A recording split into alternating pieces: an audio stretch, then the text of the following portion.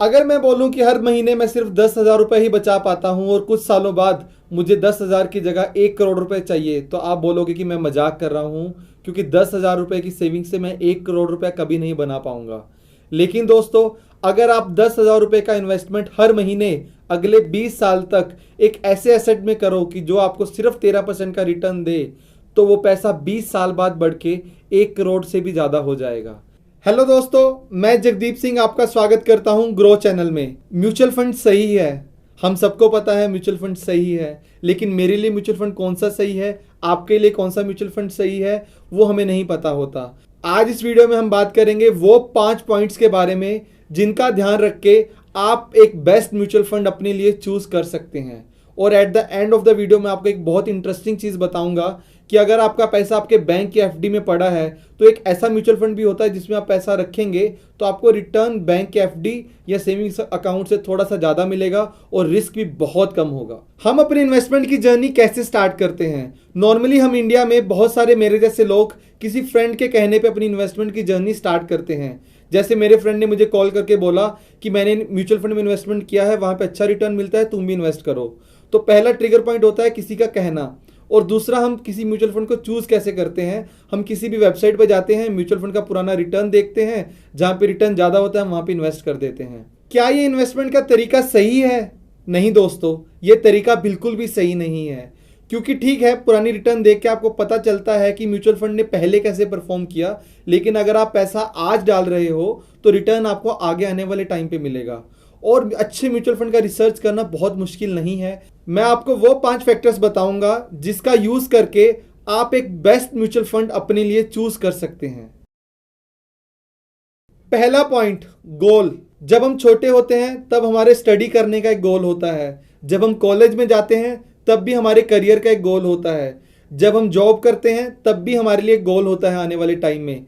लेकिन दोस्तों, इन्वेस्टमेंट करते टाइम हम अपने गोल को क्यों भूल जाते हैं? वहां पे जहां पे गोल बहुत इंपॉर्टेंट है, वहां पे हम गोल को भूल के कहीं भी इन्वेस्टमेंट कर देते हैं। तो इन्वेस्टमेंट करते टाइम किसी भी म्यूचुअल फंड में सबसे इंपॉर्टेंट होता है आपका फाइनेंशियल गोल, जिसको फुलफिल करने के लिए आप ये पैसा बचा के वहां पे इन्वेस्ट कर रहे हैं। और बाकी जो फैक्टर्स मैं आपको बताऊंगा वो सब फैक्टर्स गोल के अराउंड घूमते हैं। गोल कुछ भी हो सकता है, एक छोटे से छोटा और बड़े से बड़ा। जैसे कि आपको गाड़ी लेनी है कुछ सालों बाद, आपको अपना घर खरीदना है, आपको अपने बच्चों की शादी करनी है, या आपको कुछ सालों बाद रिटायर होना है। और ऐसा भी हो सकता है कि आपको कोई गोल नहीं है, तो उस केस में आपको क्या करना है?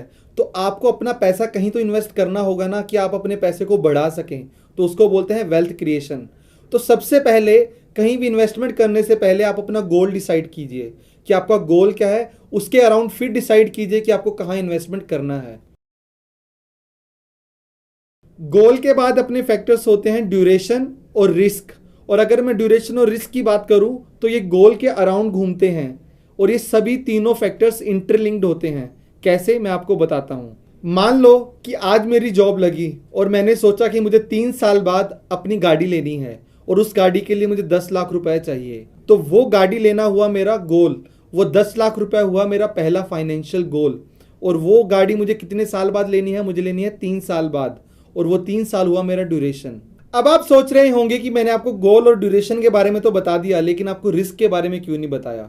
क्योंकि मुझे लगता है कि रिस्क बहुत इंपॉर्टेंट होता है, उसके बारे में मुझे आपको थोड़ी डिटेल में बताना चाहिए। तो दोस्तों, रिस्क होता है कि अगर आपने कहीं पे पैसा इन्वेस्ट किया है तो उस पैसे के ऊपर बढ़ने की बजाय नीचे जाने के कितने चांसेस हैं। मतलब कि अगर आपने 100 रुपये इन्वेस्ट किया तो वो 105 की जगह 95 भी तो हो सकता है। तो वो नीचे जाने के जो चांसेस हैं वो आप कितना बियर कर सकते हैं, वो होता है रिस्क। और रिस्क हर आदमी का पर्सनल होता है। दोस्तों, रिस्क और रिटर्न एक दूसरे से बहुत ज़्यादा लिंक्ड होते हैं। अगर आपको ज़्यादा रिटर्न चाहिए तो आपको रिस्क भी थोड़ा सा ज़्यादा लेना पड़ेगा, लेकिन अगर आपको रिस्क ज़्यादा लेंगे तो ज़रूरी नहीं है कि आपको रिटर्न ज़्यादा मिलेगा ही मिलेगा। चलिए अब डिस्कस करते हैं कुछ गोल्स के बारे में, और उस गोल के साथ कौन सा म्यूचुअल फंड हमें कैसे चूज करना चाहिए। चलिए अब बात करते हैं पहले गोल की। मुझे 3 साल बाद गाड़ी लेनी है, तो मेरा गोल का ड्यूरेशन हुआ 3 साल। तो 3 साल के लिए मुझे कैसे म्यूचुअल फंड चूज करने चाहिए?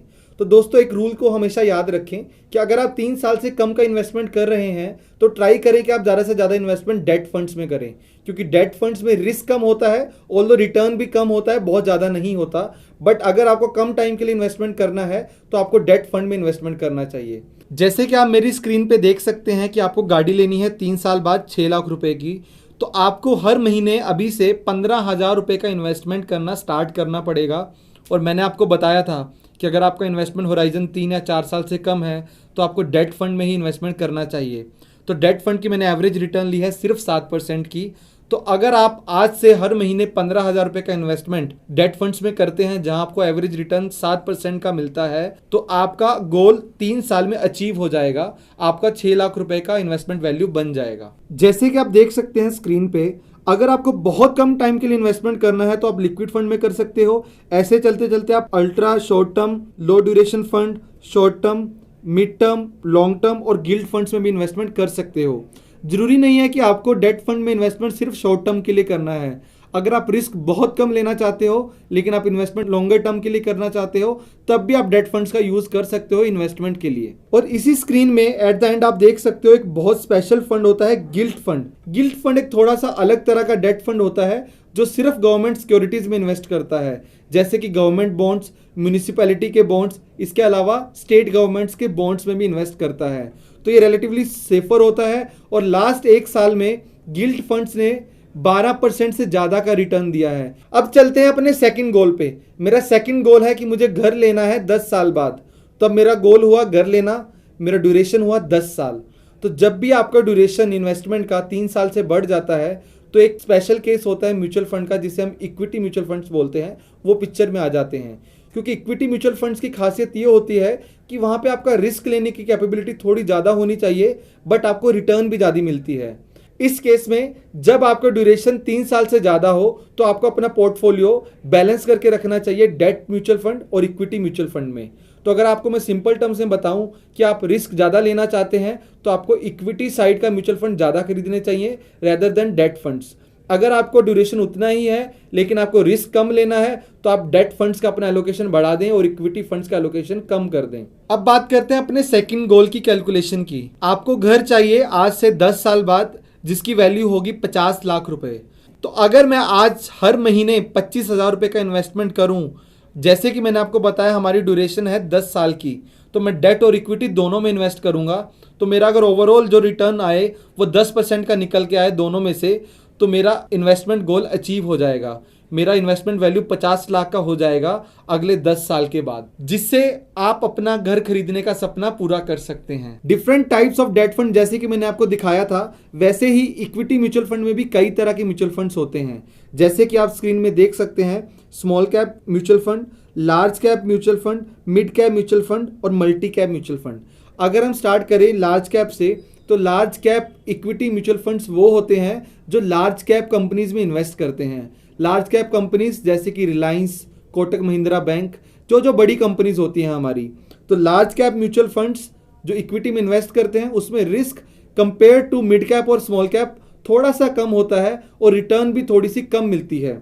वैसे ही स्मॉल कैप म्यूचुअल फंड्स वो होते हैं जो स्मॉल कैप कंपनीज में इन्वेस्ट करते हैं, जैसे कि छोटी कंपनीज में। चलिए अब बात करते हैं मेरे तीसरे गोल की। मान लो आज मेरी एज 28 ईयर्स है और आज से 32 ईयर्स बाद मुझे रिटायर होना है, और रिटायर होते टाइम मुझे कुछ पैसा चाहिए ताकि मैं अपनी बेसिक नीड्स को पूरा कर सकूं। तो दोस्तों अब मेरा ड्यूरेशन हुआ 32 साल का, 32 ईयर्स का। तो जब भी हम ड्यूरेशन 32 ईयर्स पे चले जाते हैं, मान लो एक लंबी ड्यूरेशन पे चले जाते हैं, तो जो मैंने आपको बताया था कि अपने इक्विटी टाइप के म्यूचुअल फंड्स होते हैं उसमें भी हमारी सब कैटेगरीज होती हैं, जैसे स्मॉल, मिड और लार्ज कैप। तो अगर मैं लॉन्गर ड्यूरेशन की बात करता हूं तो मेरा रिस्क एपेटाइट थोड़ा सा ज़्यादा हो जाता है, तो मैं रिस्क थोड़ा ज़्यादा ले सकता हूं। तो उस केस में मैं अपने इक्विटी में जो मैंने इन्वेस्टमेंट किया था वो मैं थोड़ा ज़्यादा स्मॉल कैप या मिड कैप में डाल सकता हूं rather than putting into large cap, और अपने ओवरऑल पोर्टफोलियो को बैलेंस कर सकता हूं। जैसे कि कुछ पैसा मैं अपना स्मॉल कैप में, कुछ पैसा मिड कैप में, कुछ पैसा लार्ज कैप में और कुछ पैसा डेट फंड्स में लगा सकता हूं, ताकि ओवरऑल पोर्टफोलियो मेरा डाइवर्सिफाइड रहे, मेरा रिस्क थोड़ा सा ज़्यादा हो और मुझे रिटर्न भी थोड़ी ज़्यादा मिलती रहे। चलिए बात करते हैं तीसरे गोल की। जैसे कि मैंने आपको बताया था कि मुझे 32 साल बाद रिटायर होना है, और मान लो मुझे रिटायर होने के लिए 5 करोड़ रुपए चाहिए ताकि मैं अपनी बेसिक नीड्स को फुलफिल कर सकूं। तो उसके लिए मुझे डेट और इक्विटी दोनों में इन्वेस्ट करना पड़ेगा, और मेरा ड्यूरेशन अगर 32 साल का है तो ड्यूरेशन भी काफ़ी ज़्यादा है, जिसके लिए मैं थोड़ा इक्विटी में स्मॉल कैप और मिड कैप में भी इन्वेस्ट कर सकता हूं। तो तो अगर मैं रिस्क थोड़ा सा ज़्यादा लूँगा तो मैं रिटर्न 10% से थोड़ा सा ज़्यादा 12.5% का एक्सपेक्ट कर सकता हूँ। तो अगर मैं हर महीने 12,000 रुपये का इन्वेस्टमेंट डेट और इक्विटी दोनों में आने वाले टाइम के लिए करूं, जिससे कि मैं रिटर्न्स एक्सपेक्ट करूं ओनली 12.5%, तो मेरा पैसा अगले 32 साल में बढ़ के 5 करोड़ रुपए से भी ज़्यादा हो जाएगा। पास्ट परफॉर्मेंस कि आपके म्यूचुअल फंड ने पीछे वाले टाइम में कैसा परफॉर्म किया। तो मैंने जैसे आपको स्टार्टिंग में बताया था कि पिछली परफॉर्मेंस आने वाली परफॉर्मेंस के बारे में नहीं बताती, लेकिन आपके फंड मैनेजर की कैपेबिलिटीज़ के बारे में बता सकती है कि पीछे मार्केट कैसा था, तब उस टाइम पे दूसरे म्यूचुअल फंड्स ने कैसा परफॉर्म किया था, तो उस टाइम पे आपके म्यूचुअल फंड ने कैसा परफॉर्म किया। तो आपको हमेशा पास्ट परफॉर्मेंस आपके फंड की उस कैटेगरी के दूसरे म्यूचुअल फंड के साथ कंपेयर करनी चाहिए। जैसे कि अगर मैं एक मिड कैप में इन्वेस्ट करना चाहता हूं और मैं पिछले 3 साल का रिटर्न देख रहा हूं, मिड कैप के बाकी फंड से अपनी रिटर्न को कंपेयर करना चाहिए। अगर उसके मुकाबले रिटर्न अच्छी है तो फंड रिलेटिवली बेटर है, अगर वो बुरी है तो कहीं ना कहीं उस फंड ने अच्छा परफॉर्म नहीं किया है। चलिए अब बात करते हैं लास्ट पॉइंट की, एक्सपेंस रेशो। आपको पता है जब आप पैसा इन्वेस्ट करते हैं तो ये आपका पैसा किसी एसेट मैनेजमेंट कंपनी के पास जाता है, जो आपके बिहाफ पे ये पैसा या तो डेट में इन्वेस्ट करते हैं या इक्विटी में इन्वेस्ट करते हैं।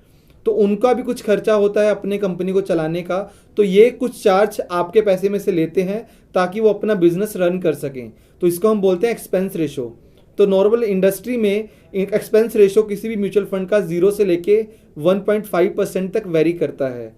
तो कभी भी आप इन्वेस्टमेंट करने के बारे में सोचें, उस म्यूचुअल फंड का एक्सपेंस रेशो जरूर चेक कर लें, क्योंकि जितना ज़्यादा एक्सपेंस रेशो होगा उतना आपका खर्चा बढ़ेगा एज ए इन्वेस्टर, और जितना कम होगा उतना आपके लिए बेटर होगा। जैसे कि मैंने आपको बताया था कि एक अच्छा म्यूचुअल फंड चूज करने के लिए आपको फंड की पास्ट परफॉर्मेंस और उस पास्ट परफॉर्मेंस को कैटेगरी एवरेज के साथ कंपैरिजन, इसके अलावा एक्सपेंस रेशो और फंड मैनेजर की प्रोफाइल बहुत इंपॉर्टेंट होती है अगर आपको अच्छा म्यूचुअल फंड चूज करना है। तो आप नीचे दी हुई डिस्क्रिप्शन में ग्रो की ऐप को डाउनलोड कर सकते हैं या ग्रो की वेबसाइट पर जाके ये सारी डिटेल्स को बहुत सिंपल तरीके से आप कंपेयर भी कर सकते हैं दूसरे म्यूचुअल फंड्स के साथ। अब मैंने आपको स्टार्टिंग में बताया था कि मैं आपको एंड में एक ऐसी चीज़ बताऊंगा कि अगर आपने पैसा अपने सेविंग्स अकाउंट में रखा है या एफडी में रखा है तो उससे एक बेटर इन्वेस्टमेंट का ऑप्शन होता है, जहाँ पे रिस्क बहुत कम होता है, ऑलमोस्ट नेग्लिजिबल होता है, और रिटर्न आपको इन दोनों चीज़ों से अच्छी मिल सकती है, और वो अपना होता है लिक्विड फंड्स। अगर आप लिक्विड फंड्स में इन्वेस्टमेंट करते हो तो आपको 7% के आसपास का रिटर्न मिल जाता है, और अगर आप ग्रो की ऐप का यूज़ करते हैं तो ग्रो आपको देता है multiple options different liquid funds में इन्वेस्टमेंट करने का, और कुछ लिक्विड फंड से तो आप 1 क्लिक विड्रॉ भी कर सकते हैं, और विड्रॉ करने पे आपको कोई चार्ज भी नहीं लगता। तो अगर आप अपना पैसा सेविंग्स अकाउंट में पड़ा है, किसी यूज़ का नहीं है, तो आप उसको लिक्विड फंड में डालें, कभी भी ज़रूरत पड़े तो 1 क्लिक में आप अपना पैसा ग्रो से अपने सेविंग्स अकाउंट में ट्रांसफ़र करें और उसका यूज़ भी कर सकते हैं। दोस्तों, अगर आपको ये वीडियो अच्छी लगी, इस वीडियो को लाइक करें, कमेंट करके हमें बताएं जो आपको पता है जो हमने इस वीडियो में मिस किया, और हमारे चैनल को सब्सक्राइब करें, क्योंकि आने वाले टाइम में हम म्यूचुअल फंड के ऊपर एक पूरी सीरीज़ लेके आ रहे हैं जिसमें हम आपको बेसिक से बताएंगे कि म्यूचुअल फंड क्या होते हैं, कैसे काम करते हैं और कैसे आप इसमें इन्वेस्ट कर सकते हैं। अब आप सोच रहे होंगे कि हम सबका अपना अलग गोल होता है, अलग ड्यूरेशन होता है और अलग सेविंग्स हम कर सकते हैं। तो इसके लिए आप ग्रो के कैलकुलेटर पे जा सकते हैं, जिसका लिंक आपको नीचे मिलेगा, और वहाँ जाके आप अपने हिसाब से अपनी सेविंग्स अमाउंट, अपना गोल का ड्यूरेशन और अपना ओवरऑल वैल्यू देख सकते हैं जितना आपको चाहिए अपना गोल अचीव करने के लिए।